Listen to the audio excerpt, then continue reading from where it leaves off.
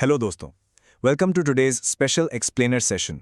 अगर आप अपने आने वाले बोर्ड एग्जाम्स या सीयूईटी को लेकर थोड़े से भी स्ट्रेस्ड हैं ना, तो आप बिल्कुल सही जगह पर हैं।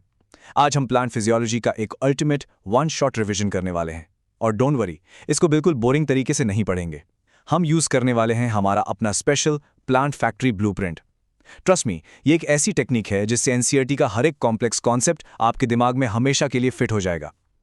सो बिना किसी देरी के let's start this amazing journey. सबसे पहले just think about this basic question. तो आखिर एक पौधा जिंदा कैसे रहता है?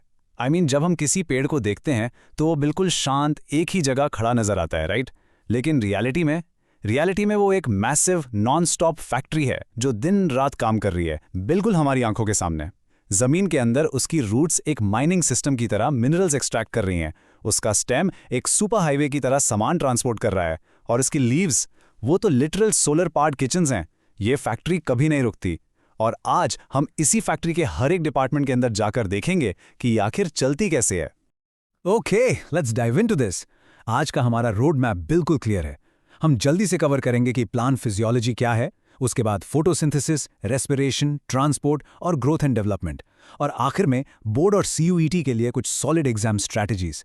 आई प्रॉमिस, ये क्लियर रोड मैप देखने के बाद आपकी आधी एग्जाम एंग्जाइटी तो आज ही खत्म हो जाएगी। Alright, Section 1, Plant Physiology क्या है?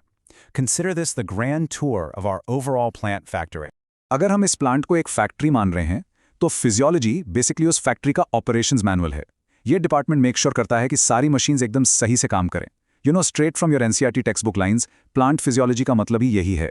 प्लांट्स के अंदर होने वाली सारी इंटरनल एक्टिविटीज और केमिकल प्रोसेसेस की स्टडी करना। पौधा सांस कैसे लेता है, खाना कैसे पचाता है और बढ़ता कैसे है। हम बेसिकली इस पूरी मशीनरी को समझने वाले हैं। Moving on to Section 2, प्रकाश संश्लेषण यानी photosynthesis. Welcome to the main production line. अब हम चलते हैं हमारी फैक्ट्री के सबसे इंपॉर्टेंट हिस्से की तरफ, हमारी पत्तियां। ये लीव्स हमारी प्रोडक्शन लाइन है। Just look at this process. Photosynthesis में प्लांट्स नेचर से 3 बहुत ही सिंपल चीजें लेते हैं: सूरज की रोशनी, पानी और कार्बन डाइऑक्साइड। और फिर इन सोलर पावर्ड पत्तियों में उन्हें प्रोसेस करके 2 कमाल की चीजें मैन्युफैक्चर करते हैं: ऑक्सीजन और sugar. I mean, think about it, ये प्लॉट लिटरली अपना खाना खुद मैन्युफैक्चर करता है सर्वाइव करने के लिए। It's absolutely crucial. Next up, Section 3, Potable Meshwasan or Respiration. Let's enter the power plant of the factory. सो खाना तो बन गया, बट अब क्या? सिर्फ खाना बन जाना काफी नहीं है ना, उससे एनर्जी निकालना भी तो जरूरी है। यही काम है फैक्ट्री के इस पावर प्लांट का। एंड दिस ब्रिलियंटली इलस्ट्रेट्स एक ऐसा पॉइंट जहां बोर्ड और सीयूईटी दोनों एग्जाम्स में स्टूडेंट्स अक्सर फंस जाते हैं।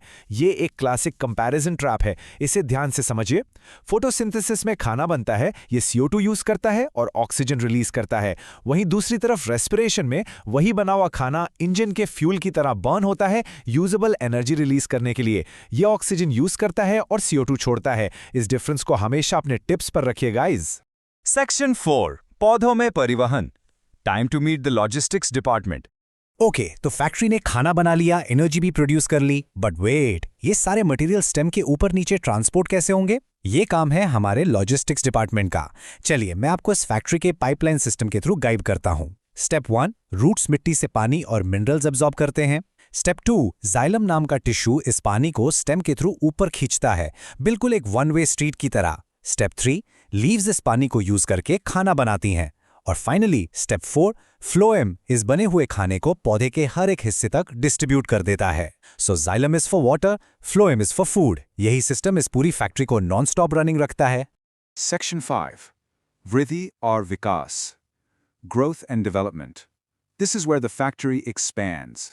इस परफेक्ट इंटरनल कोऑर्डिनेशन का अल्टीमेट रिजल्ट क्या होता है? एक एक्सपेंडिंग कैनोपी और डीपनिंग रूट्स। हमारी प्लांट फैक्ट्री ऐसी नहीं है जो एक बार बन गई तो बस उतनी ही रहेगी, ये लगातार एक्सपैंड करती है। So the crucial point is, and ये एक यूनिक डायरेक्ट एनसीईआरटी फैक्ट है जो आपको डेफिनेटली पता होना चाहिए, पौधों की ग्रोथ इनडिटर्मिनेंट होती है। इसका मतलब है कि हम इंसानों की तरह उनकी हाइट एक एज पर आके रुक नहीं जाती। उनके स्पेशल टिश्यूज लगातार नई सेल्स ऐड करते रहते हैं और पेड़ अपनी आखिरी सांस तक अनलिमिटेड ग्रोथ शो कर सकता है। ये पॉइंट सीयूईटी एग्जाम्स के लिए literally a real game changer है। Finally, Section 6, CUET और बोर्ड की तैयारी। Let's talk about that 15 days challenge. तो हमारा ग्रैंड टूर अब खत्म होने वाला है। एग्जाम्स बिल्कुल करीब हैं और आखिरी 15 डेज चैलेंज इंटेंसिटी वाली पढ़ाई का टाइम आ गया है। So here is your rapid fire high heel advice जिससे आप मैक्सिमम मार्क्स सिक्योर कर सकते हैं। पहला, एनसीईआरटी टेक्स्ट बुक की एक एक लाइन ध्यान से पढ़ें। दूसरा, फोटोसिंथेसिस और रेस्पिरेशन वाले क्लासिक ट्रैप को मास्टर कर लें। तीसरा, इन ट्रांसपोर्ट मैकेनिज्म्स जाइलम और फ्लोएम को दिमाग में बिल्कुल क्लियर रखिए। और चौथा, अपने कोर बेसिक स्ट्रॉन्ग करें, रट्टा मारने की जगह बस इस फैक्ट्री वाले लॉजिक को याद रखिए। So the ultimate question is, are you ready to conquer the plant factory in your exams? मुझे पूरी उम्मीद है कि आज के इस एक्सप्लेनर ने प्लांट फिजियोलॉजी के इन कॉम्प्लेक्स कॉन्सेप्ट्स को आपके लिए बिल्कुल आसान और मजेदार बना दिया होगा। अगर आप इस फैक्ट्री ब्लूप्रिंट को याद रखेंगे ना, तो CUET और बोर्ड का बायोलॉजी पेपर आपके लिए पीस ऑफ केक हो जाएगा। अपने अंदर का कॉन्फिडेंस जगाइए, मेहनत करते रहिए और अपने एग्जाम्स में बिल्कुल फोड़ दीजिए। मिलते हैं आपसे अगले एक्सप्लेनर में। Until then, keep learning and keep growing.